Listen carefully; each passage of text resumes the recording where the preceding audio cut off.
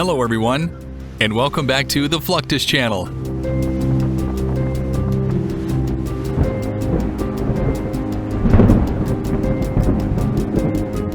In all the military conflicts mankind has been involved in, large storms or hurricanes remain one of the strongest forces.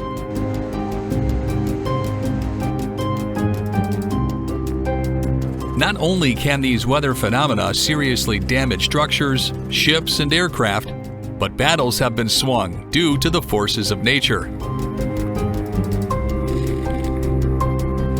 Any good military needs a solid storm response strategy, whether during peace or war.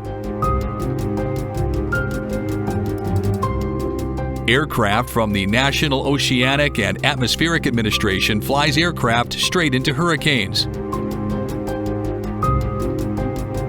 They do this to determine their power and other important information about them.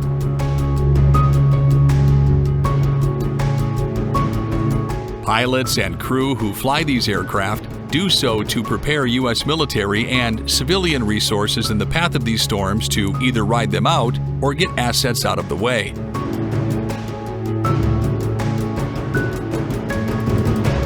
If not, the military and civil defense authorities are left with cleanup operations and massive storm damage bills.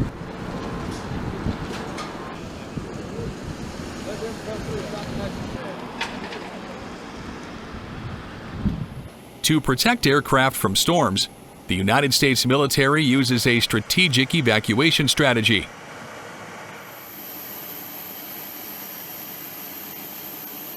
Well in advance of a hurricane, aircraft are flown to designated safe zones far from the storm's estimated path.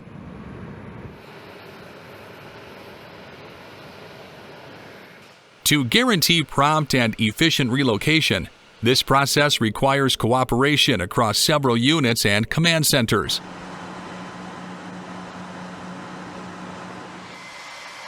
Crews perform rigorous checks and prepare the aircraft for long-distance trips.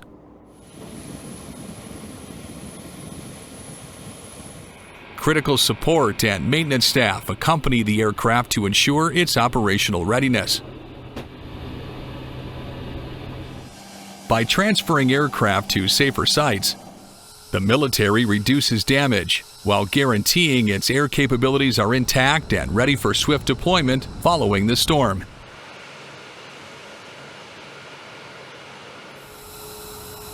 When hurricanes threaten, the U.S. Air Force goes into action to protect its valuable assets, such as F-22s and KC-135s, to name a few examples.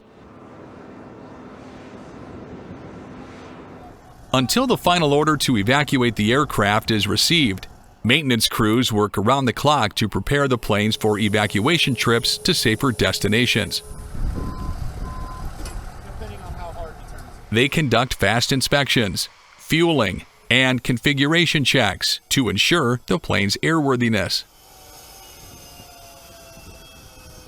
Maintenance staff frequently work quickly and precisely to prepare the aircraft for departure with only hours to spare. Once they are done, the flight crews take over.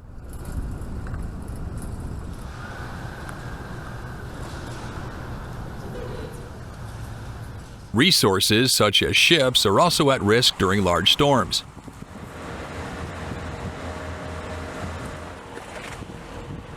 Even aircraft carriers leave their ports for safer waters when the hurricane is large enough.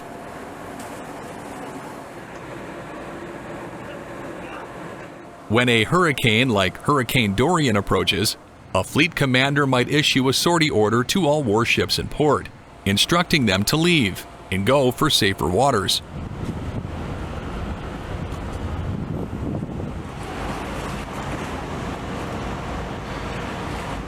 This order is normally issued 24 to 48 hours before the storm's expected arrival.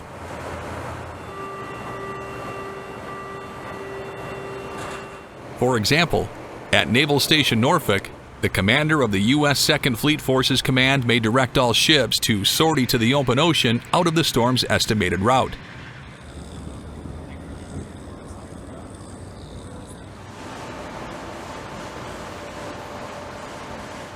This permits the ships to evade the storm's ferocity while maintaining readiness.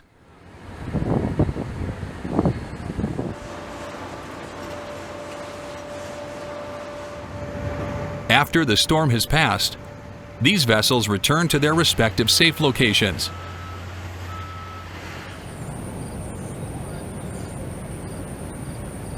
Hurricane hunters gather as much information as possible on storms. They ensure that civil defense and the U.S. military know exactly what's coming. The job of a hurricane hunter is not for the faint of heart.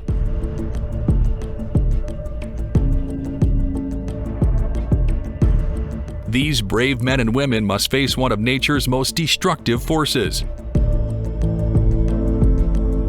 Hurricanes originate over open oceans, and while satellites can watch their movements, meteorologists and researchers must sample the storms directly to obtain the most precise information.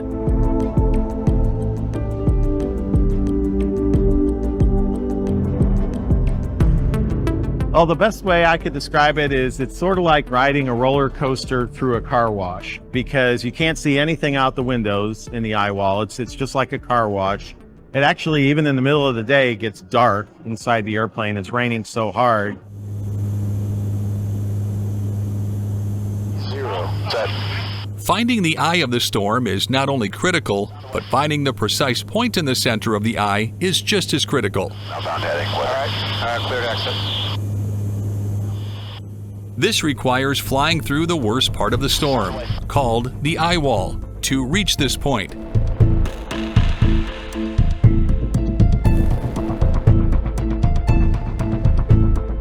An aerial weather reconnaissance officer is on board the WC-130. He controls the air crew within the hurricane's eye to determine the storm's exact center.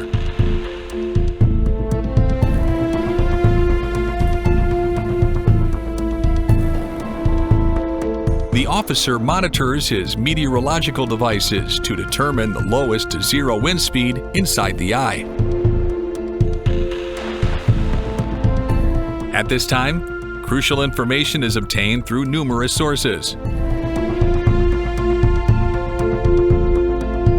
As a WC-130 aircraft penetrates the storm, the crew begins gathering critical information about the hurricane's intensity and structure.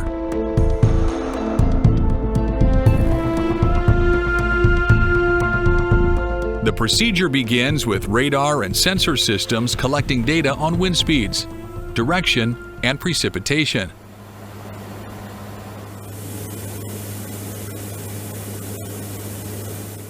Next, the crew launches GPS dropsondes, which are small devices that parachute into the storm and send real-time temperature, humidity, and wind data as they descend.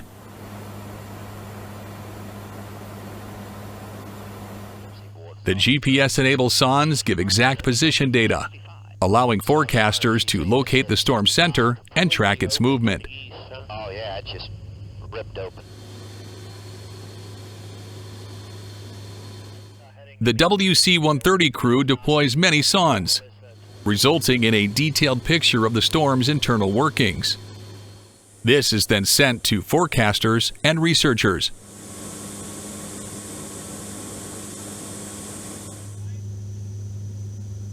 Once a storm has passed, information about its effects on infrastructure must be gathered.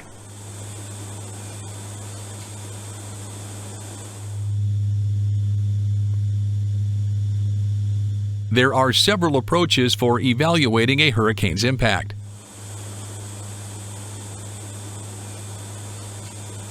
Following the storm, U.S. Coast Guard helicopters perform overflights to survey the damage, focusing on affected areas, infrastructure, and potential risks.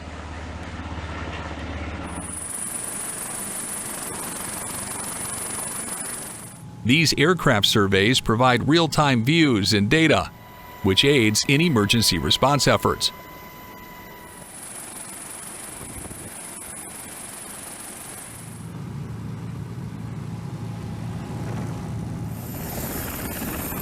Ground teams and drones are also deployed to inspect and document damage in greater detail. Satellite imagery provides a broader perspective, whereas meteorological instruments measure residual weather conditions.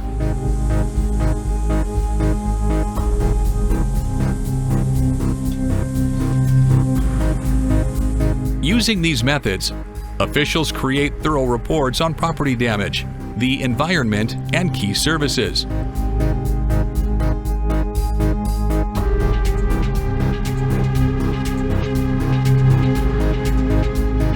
This rigorous examination informs relief efforts, resource allocation, and long-term recovery planning.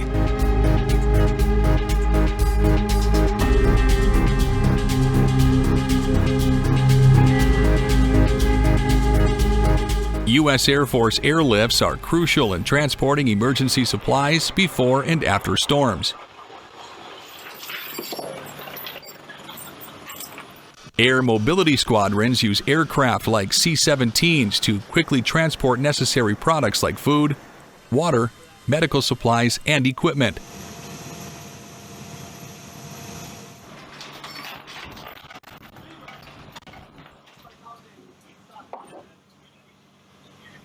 Before a storm, these airlifts place supplies in key positions for rapid access.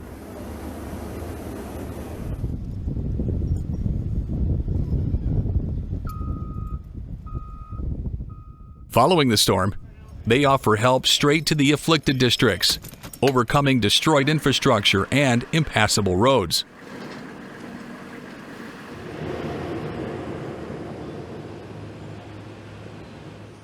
Coordination with local, state, and federal agencies ensures that relief quickly gets to individuals in need.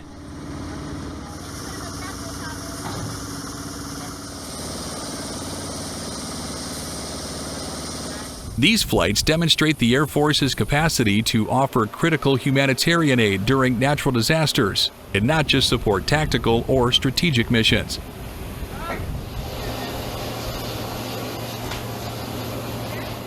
Another important factor in storm relief is the performance of search and rescue missions to rescue citizens from affected areas.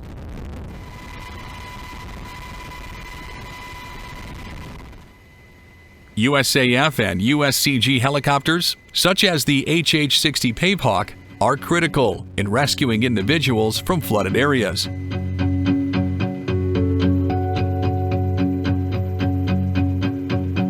These helicopters are equipped with rescue winches, allowing pararescue men to be safely lowered into dangerous conditions and hoist stranded individuals.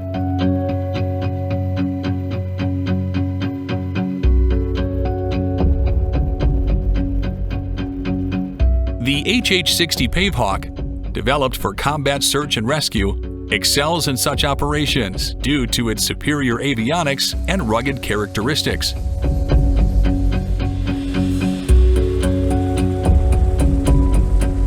The U.S. Coast Guard may also use MH-60 Jayhawks, which have rescue winches and are designed for maritime and coastal operations.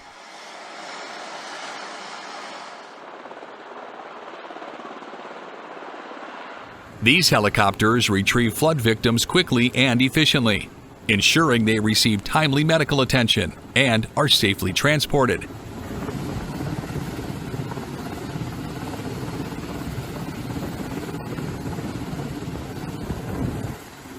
Storms such as hurricanes can wreak havoc on unprotected military assets.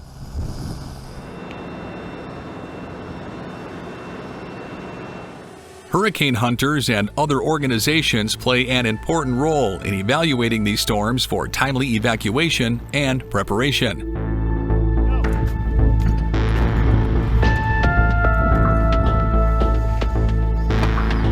Afterward, transport planes help to provide emergency supplies, and helicopters help to save the lives of people stranded in dangerous conditions.